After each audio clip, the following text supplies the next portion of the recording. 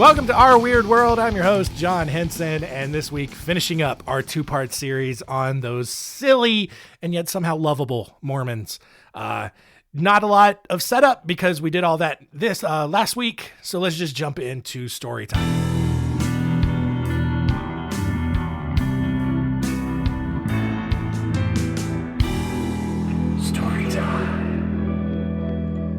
As usual, 3 stories. Today, we're looking at the stories of Mark Hofmann, Joyce McKinney, and our first story here of Arnold Potter, who was born on January 11th, 1804 in Herkimer County, New York, where by all accounts, he had a very normal, totally uneventful childhood, nothing out of the ordinary whatsoever. After marrying Almira Smith and having a child, Potter moved his new family to Switzerland County, Indiana, where they met a group of Mormons and then got baptized into the Mormon Church. In 1840, Potter then moved the family to Nauvoo, Illinois, to be with the main group of Mormons as they were slowly being pushed out of mainstream society because people were already over their shenanigans. He quickly joined the Melchizedek priesthood and was ordained by Joseph Smith himself. So Potter already moving up pretty quickly in the ranks. This Melchizedek priesthood, if I understand it correctly, is like one of, if not the top end, most sacred priesthoods. Like they are in it. All right, they got all the secrets and all the kind of stuff. Anyway. In 1848, Potter traveled to the Salt Lake Valley as a pioneer before continuing on to San Bernardino, California. On March 16th, 1856, Brigham Young then wrote a letter to Potter that telling him that he had been chosen to serve as a missionary to Australia, which is a pretty sweet gig. So Potter happily boarded a ship and began sailing west. Well, while on the ship to Australia, Potter experienced what he called a purifying, quickening change in which Christ entered his body. Ooh. And from that moment on, he became known as Potter Christ, Son of the Living God. So, again, real quick, just anything, any experience that you want to make up, because that's what it is. You're making it up. And now all of a sudden, I'm Potter Christ. Jesus has entered me. Can't tell you where, but I'm Potter Christ now. I'm a changed person, and you should believe all of that and not question it because Mormons don't question things. So once he arrived in Australia, Potter wrote a book where he claimed, that he claimed was dictated to him by the angels, and would be the book by which everyone would be judged at the final judgment. So if you're unfamiliar with broader Christian theology, part of the end times is something called the Great White Throne Judgment, where after Christ comes back, does his millennial reign, finally defeats Satan, throws him in the lake of fire forever, blah, blah, blah, blah, blah, blah. Everyone goes through the Great White Throne Judgment, where you're judged for all your sins, and then there's like some crazy imagery where Jesus is like, no, I died for your sins, I'm the sacrifice, and then you get to go to heaven and all of that. And so Potter, he basically says the angels dictated this book to me, and this is the book that the judge reads, whoever this magical divine judge is at the Great White Throne Judgment. Anyway, it's all insanity. So Potter returned to California in October of 1857, looking and acting very different. He had a brand on his forehead made of India ink that read Potter Christ, the Living God, Morning Star, and that's already off-putting to have a face tattoo. But then to have a face tattoo in 1857, that's going to get a lot of attention. But despite looking and acting super weird, he was still very outgoing, and he actually began recruiting a lot of new followers, especially people who were on the verge of renouncing Mormonism. So he's going after these people who are already kind of on the fence about Mormonism, and he's basically just like, it's still like his stuff is rooted in Mormonism. And so it's easier for people to kind of gravitate to that based on like whatever kind of wackadoodle nonsense he's spitting out there. Well, in 1861, Potter convinced the few followers that he had to move back to Independence, Missouri, which was according to Mormonism, the traditional site of Zion, which is the city full of righteous people that was taken into heaven by God for being way too righteous on earth. They're just so good. And basically, Mormons believe that God will return Zion to the site of modern day Independence, Missouri, at some point in the future. All right. Look, I've been to Independence, Missouri. It's a suburb of Kansas City. There's nothing special about it. Absolutely nothing. The fact that God would want to put a holy city there is baffling. And if that's true, mysterious ways for sure. Because A, Missouri, B, suburb of Kansas City, Missouri. Again, Missouri in the middle of the country. There's nothing great going on out there. It's pretty bleak out there. And so just, oh God, this is why, but like, this is the silliness that is Mormonism. It's just, it's fun. It's a fun time. No one really understands why, because so Potter, he brings his followers back to Independence, Missouri. And he's like, we're going to settle back here at the original site of Zion, and we're going to wait for God to bring Zion back. And then he goes 200 miles away and actually makes his like official settlement in St. Mary's, Iowa. I don't know why. The town was then destroyed by a flood in 1865. And so they basically moved, just downstream a little bit to Council Bluffs, Iowa. Well, although they were still a pretty small group, Potter and his followers really stood out in Council Bluffs. Yeah, because it's Iowa. And they were wearing long white robes. Well, Potter wore a long white robe. The men wore black robes. And the women abstained from any form of grooming whatsoever. So they're just out there in their matty dreadlocks and just hair everywhere, teeth all different colors of the sewage rainbow, and just looking like gross orcs just hobbling around the city. And then you have Iowa, which is very white, and just, it's the Midwest. So like they're going to at least look presentable. And so they're sticking out, especially when you got one dude who's got a face tattoo wearing an all white robe, followed by a bunch of dudes in all black robes. And then just these orcs behind him. It's weird. It's really weird. After each prayer meeting that the group would have, Potter would claim to receive another new revelation from God, which generally wasn't anything important. Like most days they would get done with their prayer meeting and then Potter's just like, friends, the Lord has told me that today will be a sunny day and temperatures will be mild. Or just like, friends, the Lord has spoken to me and says that we should have pizza tonight for dinner. Like just nonsense like that. It's so stupid. In 1872, Potter announced to his church that the time had come for him to ascend into heaven, much like Enoch did in the Bible, with his disciples following behind him, because why would they doubt him and everything? And Potter rode on his donkey out to the bluffs for which Council Bluffs is named.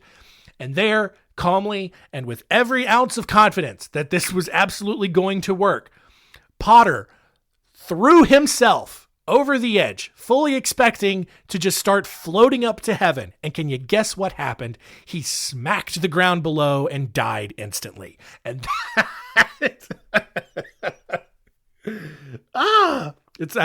well deserved. Well deserved. The group disbanded shortly after that. But, oh God, I wish that's one of those things where I wish I could have been there to see it. Like we all have thoughts about like what the afterlife would be. Honestly, one of the things I hope I get to do after I die is just like go into like this divine movie theater and just go through random moments in history just to see what it would have been like to be there. And this is one of those moments, man. Just like, friends, I will now ascend up to heaven, much like Enoch and Elijah from the Bible. And I will join our Lord and Savior and then return to you one day at the rapture. Here I go. Whoosh. Oh no. Splat. God. Man. If only. Anyway, our next story here began on September 14th, 1977, when Mormon missionary Kirk Anderson was hanging out on the steps of the Mormon church in Surrey, England, when a beautiful young woman walked up to him, and then she grabbed him and then threw him into the back of a car. Very, very strange. Anderson's kidnapper, who was former Mormon and Miss Wyoming World Joyce McKinney, drove Anderson to her residence in Devon, chained him to a bed, and then attempted to seduce him, which was probably unnecessary at this point, and then raped him. Anderson, who was very traumatized by this incident because Mormons are especially weird when it comes to their naughty bits, immediately went to the British police and the media to report the incident. The British media, in the supportive and very kind and understanding, sympathetic way they respond to things, absolutely mocked Anderson because he was much bigger than McKinney was, and because a woman raping a man is not a thing that actually happens. Am I right, guys? Yeah, we see that all the time when like teachers have sex with students. Like if it's a male teacher having sex with a female student, like burn him alive, chop his dick off, send him to prison forever, rape him with 1,000 iron rods, kill him. Horrible, deplorable. But then when a female teacher has sex with a male student, it's like, oh yeah, dude, nice. It's such a weird double standard. But yeah, like the British police were just like, no, that didn't happen. Like women can't rape men, especially small women, not raping a bloke your size, right? Well, Anderson was very traumatized from this. Also, like the British media and the tabloids really picked up this story and just blew it up because I'm guessing it was probably just a nice change of pace from like the otherwise continuous stream of depressing news going on around at the time. So McKinney and her co-conspirator Keith May ended up being arrested a week later, probably because the British police had nothing better to do. And at the initial hearing, McKinney claimed that she loved Anderson so much that she would, quote, ski naked down Mount Everest in the nude with a carnation up my nose if he asked me to, which is a little redundant. Of course, if you're skiing naked down Mount Everest, you're going to be in the nude, but that's fine. But with a carnation up your nose, that's weird. That's a weird detail to add in there. On April 12th the following year, McKinney and May ended up jumping bail and fled the country. England, who still thought that Anderson was a moron for even trying to be the victim in this situation, didn't really bother to chase McKinney and May down, even though the judge went ahead and sentenced them in absentia. A little more than a year later, though, the two were arrested in the United States by the FBI on charges of lying in order to obtain passports, which, as we know, is a much more serious charge than rape, especially in the United States. You rape all you want, but God, don't lie to get a passport. That you could be a terrible person. God, why would you be trying to go to other countries on a lie? Very strange. Anyway, the McKinney and May received a suspended sentence, and England, even though they knew McKinney and May were in custody, never moved to extradite the couple. Instead, McKinney ended up actually tracking Anderson down, who by now had gotten married and had kids, like had his own family, and began stalking him at his workplace in 1984. Nothing ever came of it, but like I don't know how this even started. Like the story starts with McKinney just seeing this dude sitting outside of a Mormon church, and now she's obsessed with him. And none of this makes sense. And nothing about this woman's brain makes sense, as you'll see a little bit later. Fast forward 20 years to 2004. McKinney actually tried to get a 15-year-old boy to break into a house in Tennessee to steal money so that she could buy a prosthetic leg for her horse. She was eventually charged with criminal conspiracy and contributing to the delinquency of a minor, but because no one really cared about an old white lady, because McKinney was 73 years old at this point, McKinney jumped bail again, and like no one ever went after her. 4 years later, in 2008, McKinney made headlines again after she paid $53,000 to South Korean scientists to clone her dog Booger, who had died 2 years before. How does this woman have $53,000 just laying around? And then she tries to clone her dog that she named Booger. Okay. After spending some time living in the North Carolina mountains, McKinney ended up becoming homeless and then drifted around the San Fernando Valley in California. In 2019, McKinney was involved in a hit and run that killed 91-year-old Holocaust survivor Gennady Bolotsky. As of this recording, she has been ruled incompetent to stand trial and has been placed in a mental care facility. She honestly may be dead by now. A movie tentatively titled Sinner vs. Saints is actually scheduled to begin filming maybe like now, if not now, any day now, and will actually bring the case, which was dubbed by the British media as the Manacled Mormon, going to bring this case to life for the rest of the world to enjoy. And honestly, if this movie gets made, I hope they make it as crazy as this story actually was, because this woman unhinged. She was a Mormon. That's why she's in this story. Then she attacked another Mormon. And then like, it's just, I don't know what part is weirder, right? Like the stuff that she did to Kirk Anderson was crazy. But then she just kept doubling down, right? Tried to get a kid to break into a house to steal money so she could buy a prosthetic leg for her horse. Insane. Tried to get South Korean scientists to clone her dead dog, and then ran over a Holocaust survivor in California. It's all, God, it's just such a fun story. Our final story here is of Mark Hofmann, who was born on December 7th, 1954 in Salt Lake City to obviously a Mormon family. That's why he's in this episode. Although he had all kinds of nerdy hobbies like stamp and coin collecting, he was into chemistry and magic. Hofmann was actually a below average student. In his free time, however, he enjoyed making bombs and actually forging mint marks on coins that looked so real that a lot of his forgeries were deemed genuine by actual numismatists, which that's a person who is like into coins and collects coins and brokers coin deals and all that. Anyway, it's beside the point. In 1973, despite being an atheist, a professed atheist, Hofmann went on his Mormon mission to Bristol, England, and developed a keen interest in collecting early Mormon documents as well as books critiquing Mormonism. And so basically, like, he's an atheist, but his family is just so deep in the Mormon church that like they basically make him go on his required Mormon mission. And so 2 years later in 1975, he enrolled in Utah State University as a pre-med major. In 1979, he married a woman named Dara Lee Olds and then eventually had 4 children with her.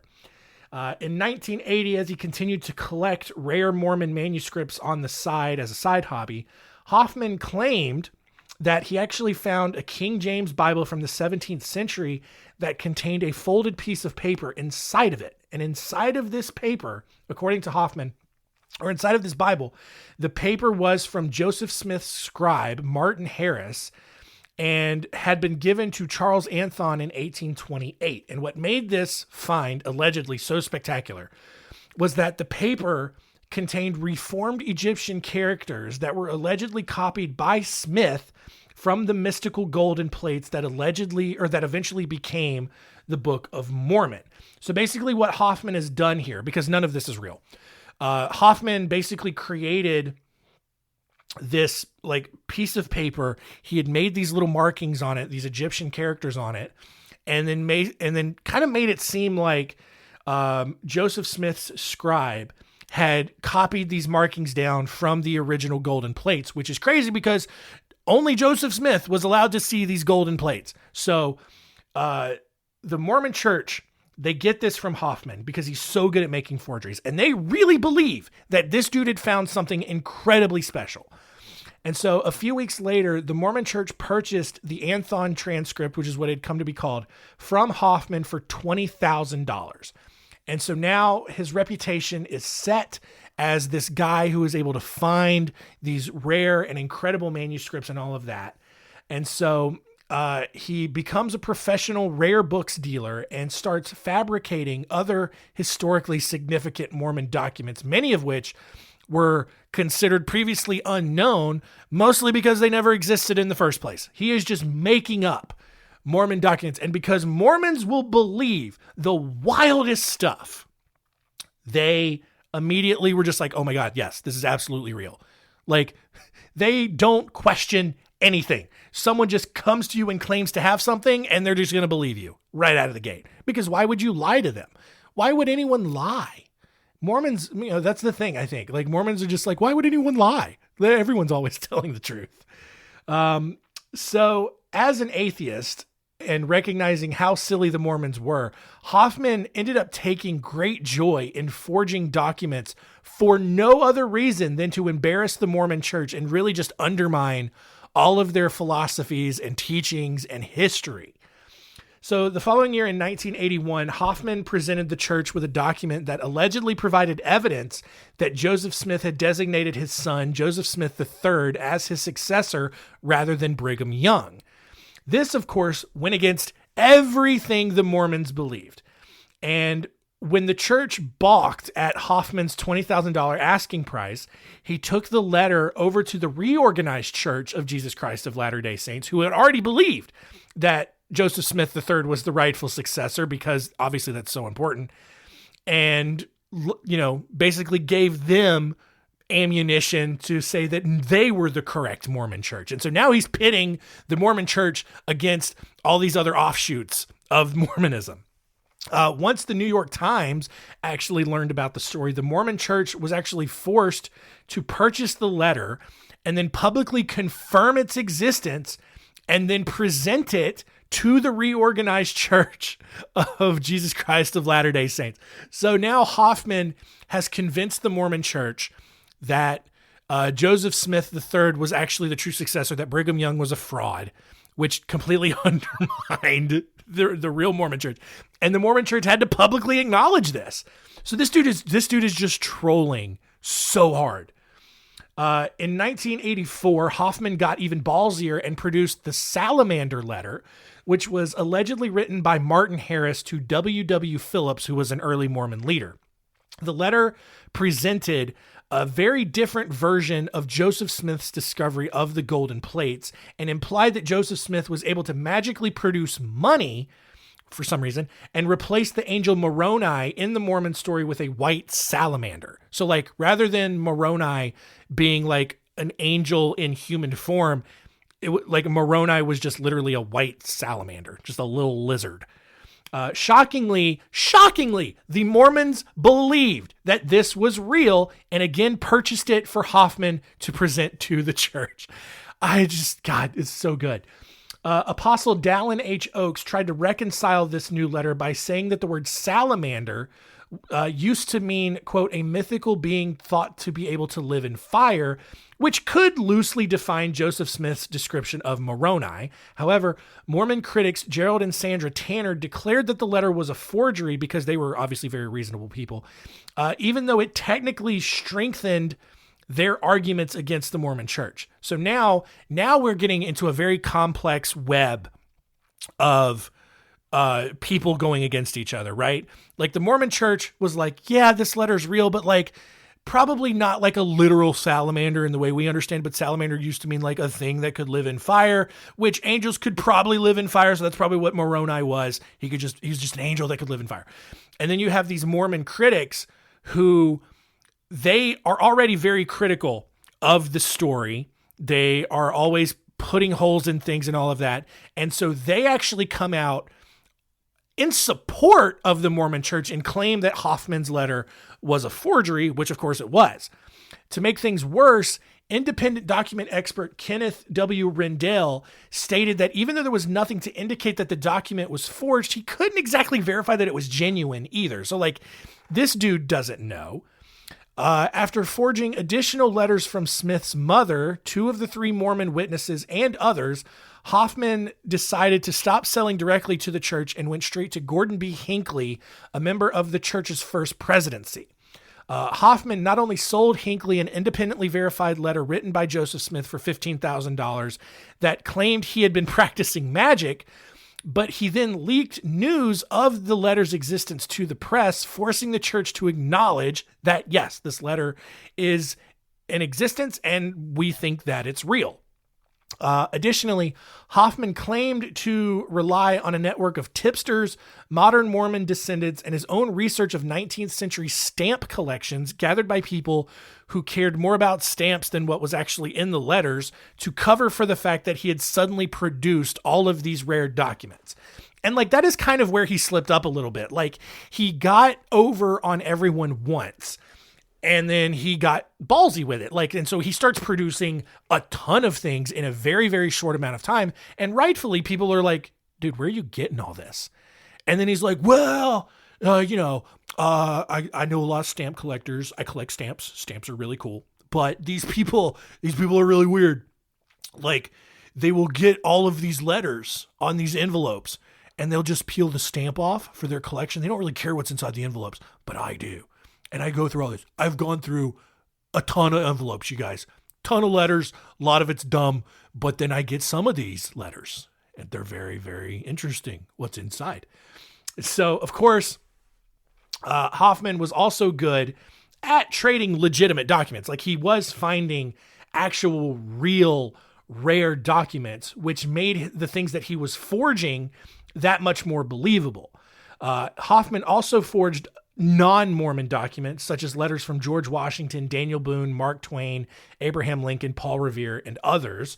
However, despite all the money that Hofmann was making from these document sales, real or fake, he was severely in debt, mainly because he was living a very lavish lifestyle and spending a ton of money purchasing genuine artifacts for his own collection. So, in order to get rid of all of his debt, Hofmann attempted to sell the McClellan collection, which was a series of documents allegedly written by William E. McClellan, an early Mormon apostle who eventually left the church. Hofmann claimed that these McClellan letters contained several items that would make the church look really bad, which was completely believable since actual letters from McClellan written in 1879 outlined Joseph Smith III's adultery. The problem, though, was that Hofmann didn't know where the McClellan collection actually was, nor did he have the time to properly forge additional letters that he could claim came from that collection. Even worse, Hoffman's debtors began increasing their pressure on him to pay back what he owed. So to try to buy some time, Hofmann went back to his days of making bombs like he used to do as a child. And on October 15th, 1985, document collector Stephen Christensen was killed when a bomb exploded as he arrived at work. A few hours later, Kathy Sheets, the wife of one of Christensen's former employers, was also killed by a bomb. And then the next day, Hofmann blew himself up with his own car bomb. Although he wasn't killed, he was severely injured, which allowed police to track him down and ask him a lot of really important questions. Police who they're now introduced to this, they're very confused by everything that's going on. They search Hofmann's basement and find evidence of all of the things that he had been forging. Once Hofmann had recovered from his injuries in January of 1986, he was arrested on 27 counts for, like, obviously the 2 murders of the bombs that he had detonated, and then a ton of fraud. A year later, Hofmann agreed to a plea deal and pleaded guilty to 2 counts of second-degree murder, theft by deception for the salamander letter, and then fraud for various other forgeries. Although he was sentenced to 5 years to life in prison, which again feels super vague, and we've talked about that before, the judge recommended that Hofmann never be released. And as far as I know, he is still in prison today.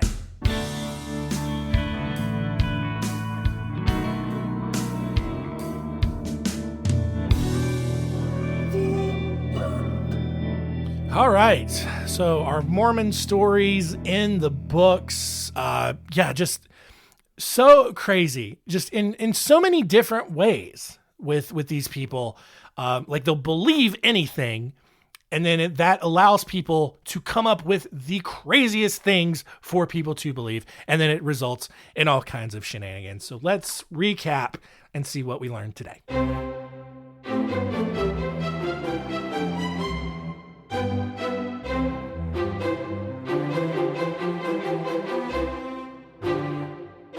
What did we learn? Number 1, Arnold Potter thought he was really going to ascend to heaven and instead just splattered himself at the bottom of a cliff in front of all of his followers, which is, God, just so nice.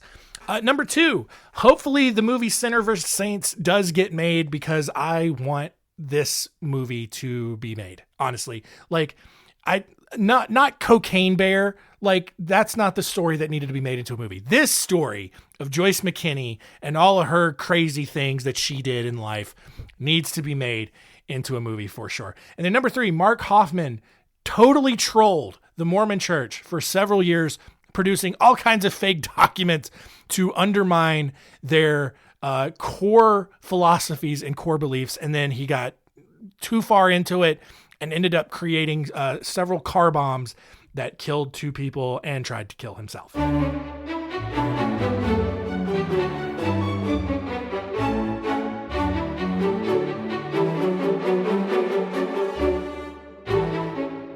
Next week on Our Weird World, guess what? It is the start of September, which means it is the return of Serial Killer September.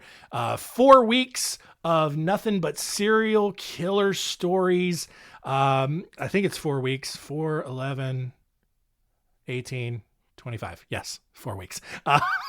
Anyway, next week, starting it off with the 6th edition of our Serial Killer Sampler.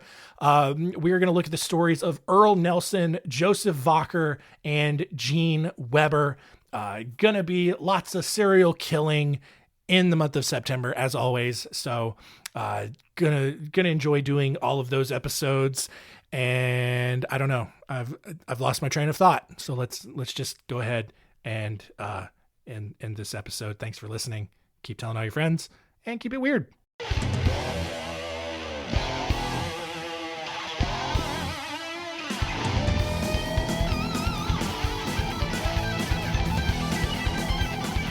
That might have been the worst way I've ever ended the show. Anyway, I was driving through Georgia in late July on a day hot enough to make the devil sigh.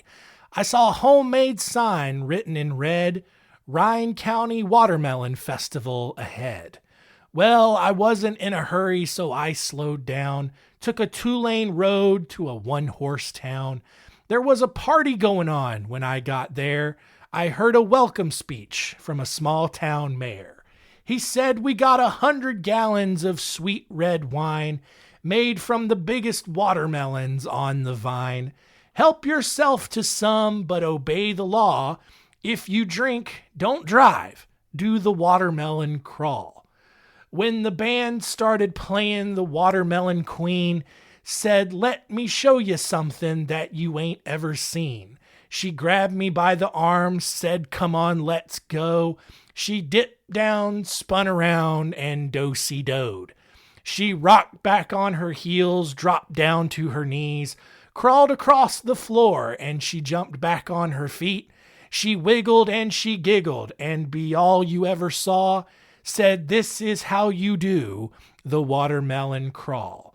If you're ever down in Georgia around about July, if you ain't in a hurry, then you ought to stop by. I can guarantee that you're going to have a ball learning how to do the watermelon crawl.